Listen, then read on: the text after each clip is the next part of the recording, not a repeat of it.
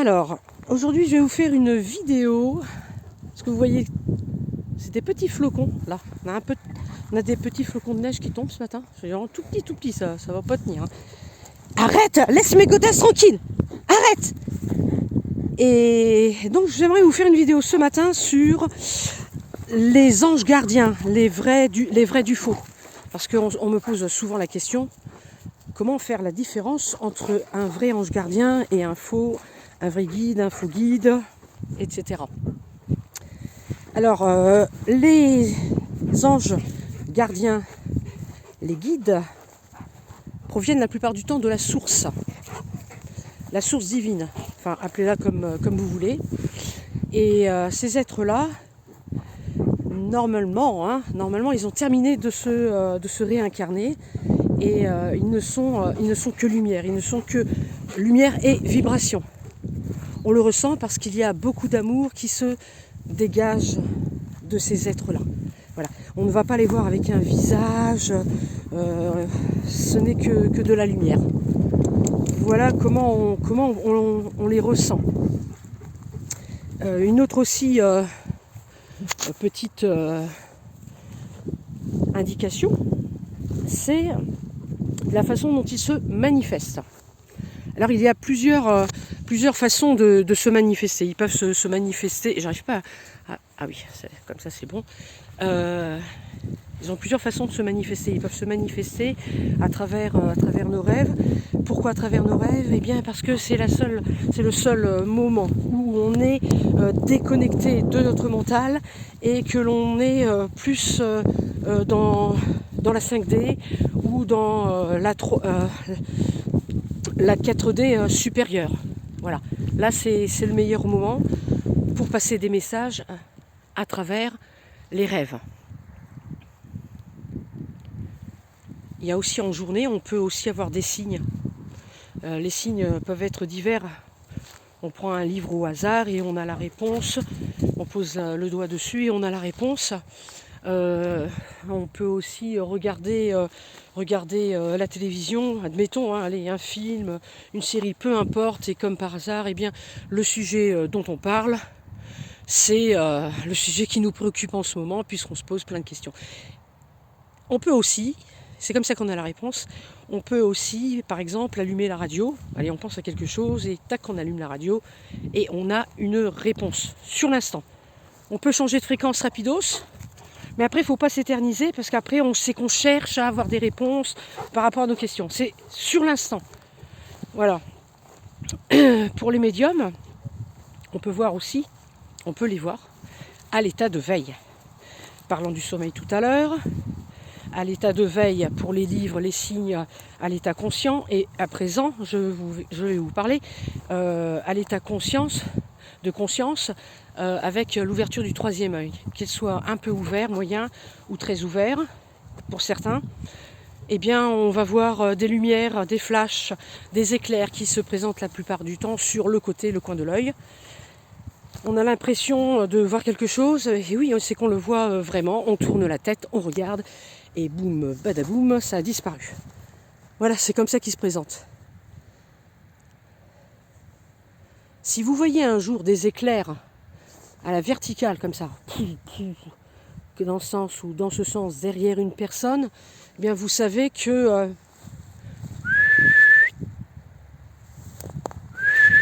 Bon, c'est pas terrible le sifflement ce matin. Ben ! Oui, c'est bien. Les éclairs, c'est très bien, c'est ça que je vous disais. Alors les éclairs, c'est un indice que un être vient d'arriver. Il vient de descendre. Voilà. Vous le voyez. En fait, vous voyez l'énergie qu'il a dégagée. En fait, c'est lui qui est arrivé, puisque c'est un être de lumière. Après, il y a aussi la nuit, quand vous dormez, vous ouvrez les yeux dans votre chambre, c'est gadoueux, je sais pas où je vais mettre mes pieds moi, ah oui, tac. Et vous ouvrez les yeux dans votre chambre et puis vous voyez que la chambre est éclairée, il y a de la lumière, et cette lumière-là, ben justement, selon la teinte, si elle est bleu ciel, verte pour les seins, pour les seins, pour les soins, bleu bah, tout ce qu'on dit, hein, la partie angélique, le blanc, la partie divine, la quintessence des 7 couleurs de l'arc-en-ciel. Et puis on a aussi l'orange et le doré, le violet, qui sont des couleurs spirituelles. Alors, quand on voit ces énergies comme ça dans une chambre, qu'on est réveillé, c'est que la vibration de la chambre, elle est plutôt positive, elle est plutôt élevée. Et puis si on voit que ces énergies commencent à bouger, eh bien tout simplement c'est parce qu'il y a une présence, et ça peut être votre guide. On peut avoir furtivement comme ça, en quelques secondes, une fraction de seconde à peine, voir une silhouette. Je dis toujours, si elle est lumineuse, et si on se sent bien, si la vibration elle est positive, si vraiment au niveau du chakra du cœur, c'est quelque chose qui est en expansion, on sait que c'est une bonne entité qui se présente à nous. Entité, haute entité, un guide. Je parle des guides. Pour ce qui est des anges gardiens, là les anges gardiens, on ne va les voir et les sentir que lorsque l'on va frôler la mort. Le voilà qui se met valet. Personne, il n'y a pas de chien. Ok, c'est super. Donc, vous n'êtes pas méchant avec les autres chiens, mais les tout petits là, comme ça là, ils n'aiment pas. Alors donc, comme c'est un gros chien quand même, je voudrais pas qu'il m'en bouffe un. Mais bon, il ne le fera pas, il est gentil. Bon, je parlais de quoi du coup? Je me rappelle plus moi.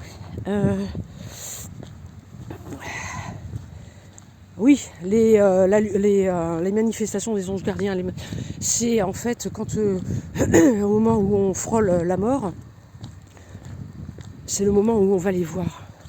On peut... Oh merde, il y a de la boue. Pardon, excusez-moi pour le mot merde. C'est bien français. Hein, quand on va marcher, et puis par exemple, marcher, enfin... on est en voiture, hein, on circule, on a un accident, hein, c'est un exemple que je vous donne, et puis on vient de décéder, ou on est à la limite de décéder, hein, limite, voilà. Qu'est-ce qui se passe?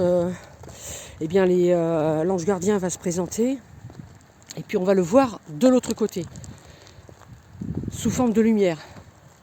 Moi, j'ai frôlé une fois la mort, et j'ai vu, avec mon copain, et j'ai vu 2 colonnes de lumière. Vraiment des colonnes cylindriques, hein, quand je dis des colonnes, c'est des colonnes cylindriques, des grandes colonnes de lumière, mais vraiment des... Et je n'ai rien entendu de particulier, mais elles étaient là pour... parce que c'était pas mon heure, et je les avais vues, j'étais en semi-conscience. Excusez-moi, j'ai le nez qui coule.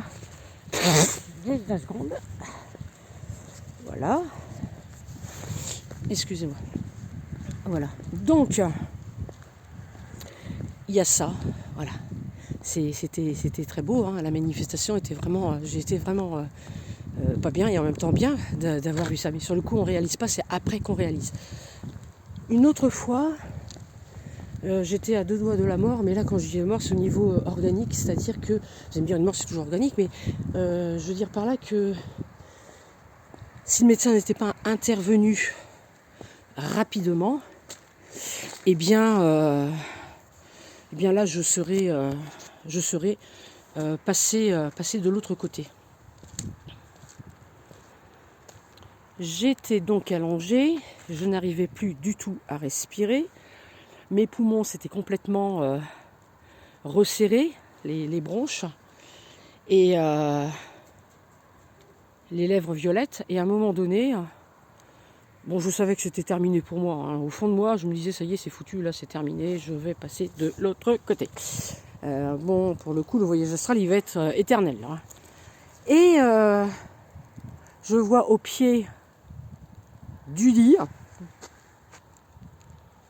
non, il n'est pas là-bas, le lit. Et je vois au pied de mon lit 2 êtres, à peu près 1,50 m de lumière. Ils sont là, et ils me regardent. Quand je dis me regarde, je pense puisque c'était de face. Hein. C'était de face et ils étaient blancs laiteux. Un de chaque côté, chaque coin à peu près du lit. Le médecin est arrivé, il m'a dit c'était juste, mais vraiment juste. Hein. Et il m'a sauvé la vie. Ouais. Voilà, donc je m'en suis sortie. Mais quelle chance. Et là, les 2 anges gardiens étaient là.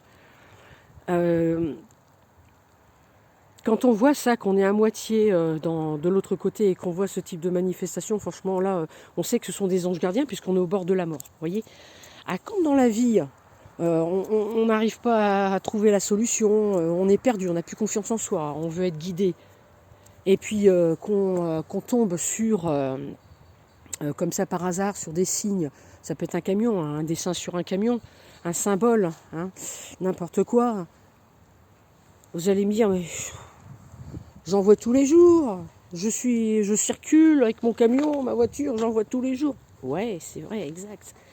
Mais là où est la différence, c'est quand vous posez votre question et que vous êtes dans cet état dès le matin parce que vous êtes dans le questionnement et que vous tombez au moment T, à l'instant présent, vous tombez sur un camion qui passe avec un symbole très particulier, bah là vous avez votre réponse.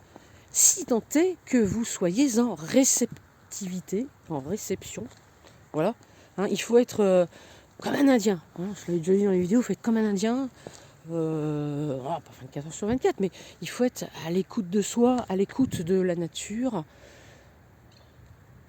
écouter la nature, regarder la nature, respirer la nature, et tous les signes sont dans la nature et sont à l'intérieur de soi. C'est comme ça qu'on a les réponses. Voilà, c'est ça que je voulais vous dire. Croyez qu'on aura beaucoup de neige aujourd'hui, ça tiendra pas. Hein. Non, ça tiendra pas. Bon. Il est où lui? Il est là. Ouais. Voilà. C'est ça que je voulais vous dire. Comment savoir la différence entre un bon et un mauvais ange gardien. Voilà. Après, on a les super beaux anges gardiens magnifiques, hein, qui va se présenter, qui va vous luire le pelage, hein, remonter un max votre ego, hein, vous passer de la pommade et vous parler que de belles choses, et vous dire que vous allez y arriver, et patati et patata et tout tralala. Il arrive avec des belles ailes, hein, quand je dis des ailes, c'est au sens propre du terme, et non au sens figuré, beau comme un ange. Il ne va pas se ramener avec une tête de démon, hein, parce que c'est sûr que là, on ne va pas accrocher. Et qu'il se présente à vous et qu'il commence à vous parler, et vous dites, c'est mon ange gardien, qu'est-ce qu'il est beau. Et bien sûr, ben, vous foncez dedans et puis bingo quoi. Hein. Voilà, et puis ça, il aura capté votre attention et puis sans le savoir, vous aurez passé une sorte d'accord. Ah oui, c'est mon guide, ok, d'accord, je suis d'accord, c'est mon guide. Vous passez le contact avec lui, vous discutez ou vous lui posez des questions, vous lui demandez de l'aider. Et qu'est-ce qui se passe? Eh bien, il va vous aider. Alors, si vous voulez demander l'aide de votre ange gardien ou pour la protection, par exemple, lorsque vous vous déplacez, ou de votre guide, une guidance au quotidien, demandez toujours, c'est très important, je demande la guidance de mon ange gardien, non, de mon guide, qui lui est en provenance de la source. Je demande à présent la guidance de mon ange gardien en provenance de la source divine, éventuellement si vous avez envie de rajouter divine. Allez, Ben, viens là, on y va. Allez. On y va. On y va. Et voilà, il arrive. C'est pas vrai, c'est pas grave. Voilà, comme ça il revient. Regardez-le. Tac, ça cavale. Voilà, donc en faisant ça, vous créez une protection et l'ange qui va venir à vous, votre guide ou votre ange gardien, eh bien ça ne pourra être que lui, puisque vous l'avez stipulé dans votre demande, qu'ils viennent uniquement que s'il vient, qu'ils viennent répondre à vos attentes uniquement s'il est en provenance de la source. Sinon, vous allez avoir n'importe qui va se ramener de l'autre côté, n'importe quel guignolo là, et ce serait quand même dommage. Idem quand on fait des prières, quand on prie Jésus, Marie, Dieu. Généralement, quand on s'adresse à Dieu, normalement, on ne devrait pas avoir d'interférence puisque c'est direct. Mais il faut quand même parler de la source. Il faut énumérer, faut énoncer, c'est important, le nom de la source, de façon à ce que il n'y ait personne qui se mette entre deux, quoi. Voilà. Si on tombe sur une entité du bas astral, vous allez me dire, bon, ça y est, voilà, hein, qu'est-ce qui se passe, il est là. Bon, c'est pas pour dire qu'il va se coller à vous non plus, mais le truc, c'est que après, il va se ramener à chaque fois, parce que vous aurez instauré une sorte de code dans vos prières, dans vos demandes, et ce sera toujours le même qui va se ramener. Voilà. En faisant comme ça, normalement, à la source, en demandant à la source divine l'aide, on ne devrait pas tomber sur un guignolo du bas astral. Voilà. Bon, ce fut courte, en espérant que c'était pas trop brouillon. Je vous souhaite un bon dimanche. Si vous avez des questions, n'hésitez pas. Et je vous dis à bientôt.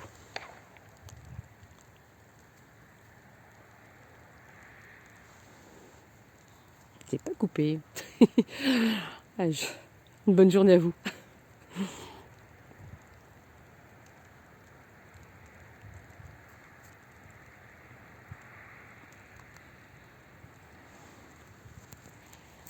Vous voyez, la vidéo ne veut pas se couper aujourd'hui. C'est quand même bizarre. Je sais que vous me regardez. Je le sais. Où est-ce qu'il est, le chien? Ah, il est là. Il est tout blanc. Bonne méditation, bon contact télépathique avec votre guide.